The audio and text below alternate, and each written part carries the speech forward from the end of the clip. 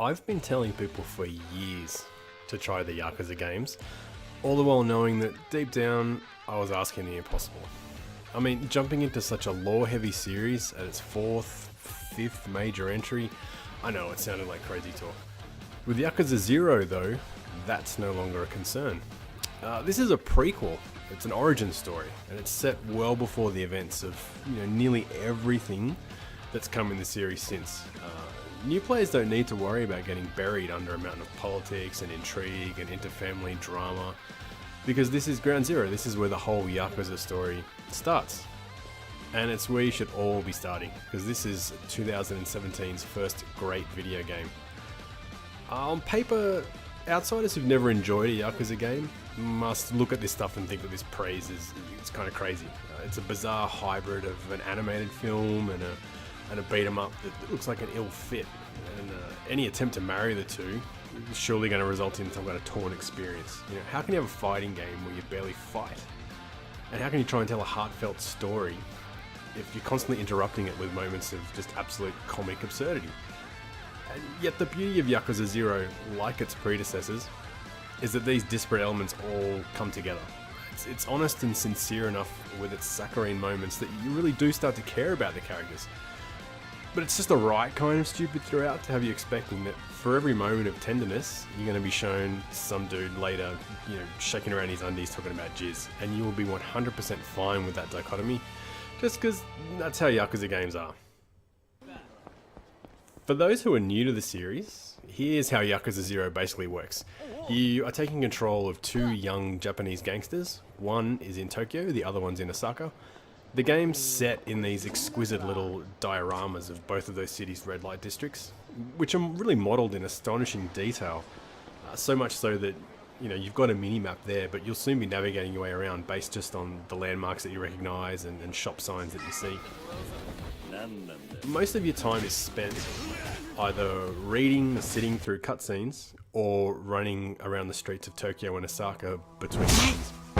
When you actually get to a mission, it usually goes something like this. あんた、組を勝手に殺すのか。組長に無断で。寝ぼけてんのか。もう親父なんて関係ねえよ。てめえは組抜けたんだろうが。確かにそうだ。その言葉待ってたぜ。何？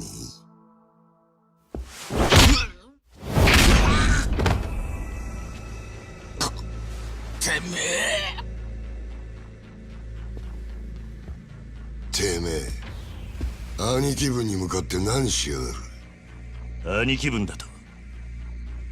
俺はもうこの組の人間じゃねえ。あんたさっきそう言ったはずだ。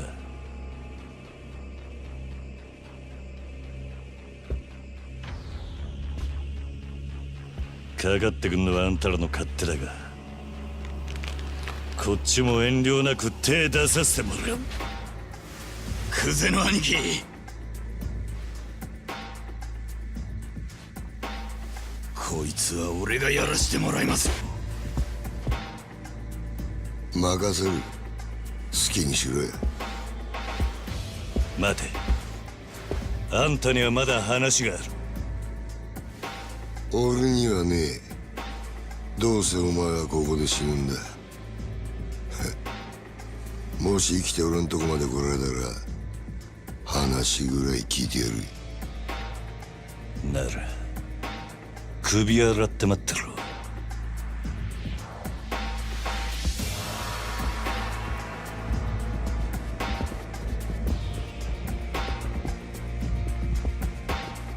覚悟はいいな。いつでもいいぜ。来い。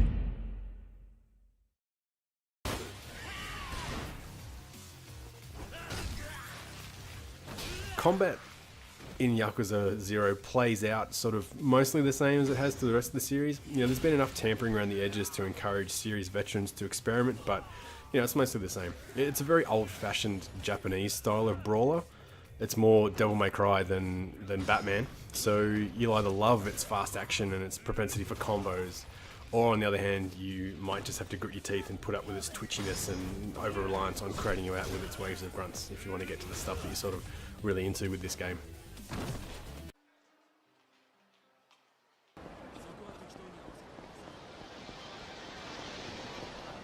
It's not a game of surprises or variety. Yakuza games have always played like this, and they probably always will. The Yakuza series is on an annual release schedule in Japan, basically like a sports game is in the West. And so, like people say with sports games here, there's always the argument that if Sega's team spent a little bit longer on the games, maybe 2-3 years on each one instead of one, that they could come up with something a bit more refined around the edges or a bit more modern than simply rehashing the same template over and over each year. That's fine, but I've found that, obviously a lot of the other series fans, especially in Japan, find this as well, that there's a comforting dependability in the Yakuza games, and Yakuza 0 is no different. You know exactly what you're getting when you play this game, and what you're getting is very good. Settling in with a Yakuza game is the same as sitting down with a crime thriller novel or a horror movie. You know what kind of experience you're going to have before you have it. And you don't really care that it's not trying to push boundaries or redefine expectations. Yakuza is it's a Japanese soap opera about some very grim dudes punching each other a lot, and it's very happy and very comfortable in that role. And you can tell how comfortable it is because here, given the chance to tell an origin story for the game's longtime hero, Kazuma Kiryu, series creator Toshihiro Nagoshi has played it about as safe as he possibly could. Kiryu's a cool guy, I guess, he's got a nice suit and shoes and whatever, but he's always been a bit of an empty vessel. He's obviously a clear attempt by Nagoshi to just build this, sort of hollow conduit through which he can project his crime fiction fantasies onto the wider story. That's fine, he serves that purpose well enough. On the other hand, Goro Majima, the game's other playable character, is just the best. He's been a long time sort of frenemy of Kiryu's throughout the series' modern entries, but players don't just get to control him for the first time in a proper Yakuza game here, but we get to see where he came from and what exactly made him such a whack job. His transformation here it's so thorough and so well told that it just completely changes your views on the guy, and his arc and character development is probably the real highlight of the game's story. Okay, so when I said you only watch cutscenes and run around and punch guys, I wasn't being entirely truthful. Those are the things you need to do to complete the game's main story, which is something that should probably take you around 30 to 40 hours if you mainline it.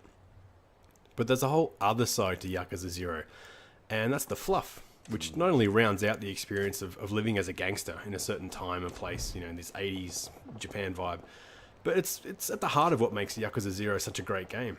Like I've said before, the Yakuza games are just about reveling in contrast.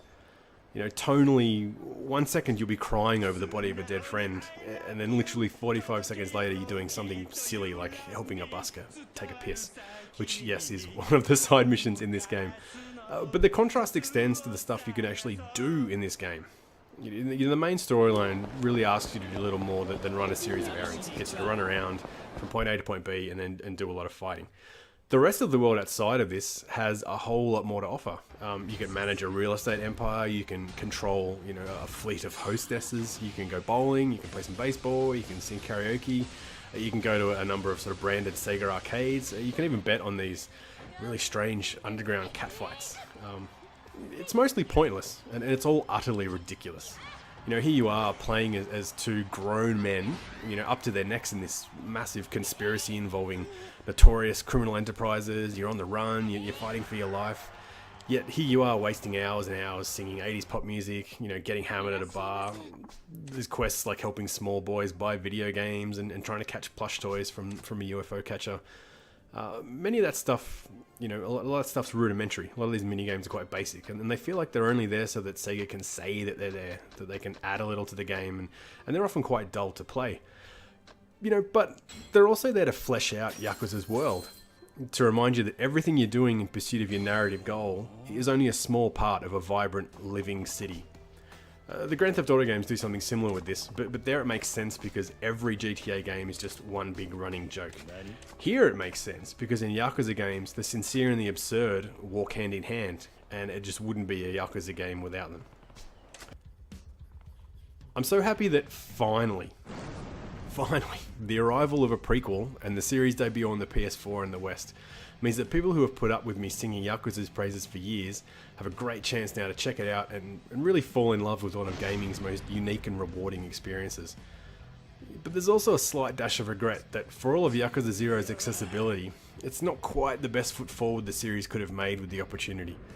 I found Yakuza 4 and 5, which are the last two main entries in the series, were more sprawling affairs, but they were also better games for it. They had larger rosters of playable characters, which, you know, gave you these constantly shifting perspectives that it really made the plot move a lot quicker and kept things a lot snappier, and also provided a chance for more tested combat. You know, Yakuza 0's simplicity in both of those areas cuts both ways here. It's certainly friendlier for newcomers and it's easier to keep track of, but it's the same length as those other games that had more content. So the story really feels like it starts to spin its wheels around 2/3 of the way through. You know, before a dizzying rush to the finish line at the end over the last couple of chapters, it leaves you wondering why there was so much wasted sort of downtime earlier on. Just because Zero's tale's weaker than probably the last two games, though, it doesn't obviously mean it's written off. This is still a surprisingly competent criminal drama in terms of just something that you watch. You know, well, it's, you know, basically a soap opera. Yeah, it sets you up with a nice little murder mystery. It gets to work building the genesis of Kiryu and Goro, and then it really neatly ties both storylines together towards the end. A big part of the story's success, which, you know, when considered in isolation is pretty laughable, is the game's voice acting, which is absolutely incredible.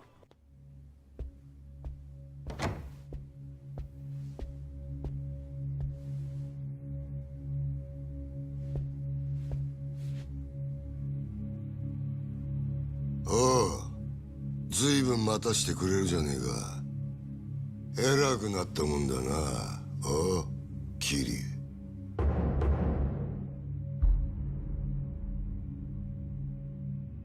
申し訳ありません。クゼの兄貴。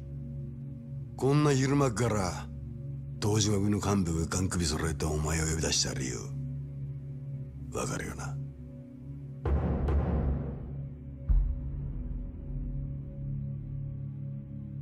カムロ町で見つかった死体の件ですが。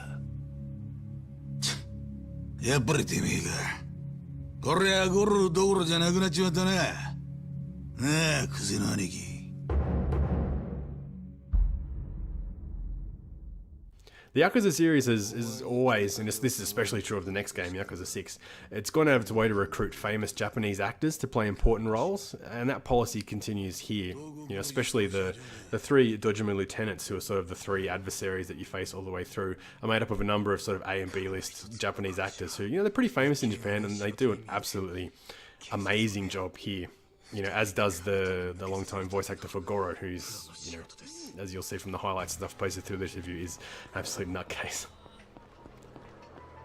It's almost impossible to recommend Yakuza 0 by just telling you what it is, because at a superficial level, it just sounds dumb. You know, it's not a GTA clone, it's not an RPG, it's not a brawler. It's something more than those things, but it's also something different. It's a human drama that combines, you know, these game elements that seem rudimentary in isolation, and it does a fantastic job of weaving them together into something that makes you laugh and cry and just genuinely feel things for the characters, you know, over the course of the game and also within the space of minutes at times. Yakuza 0 is the closest thing video games have to a primetime soap opera, really. The only difference here is that instead of families having arguments over a dinner table, it has families going to war over Tokyo real estate and blowing up vans and forcing you to fight in underground gladiator pits and making you visit hostess bars and buy drinks for homeless guys, and you get the idea. Anyway, this has been Luke for Kotaku.com.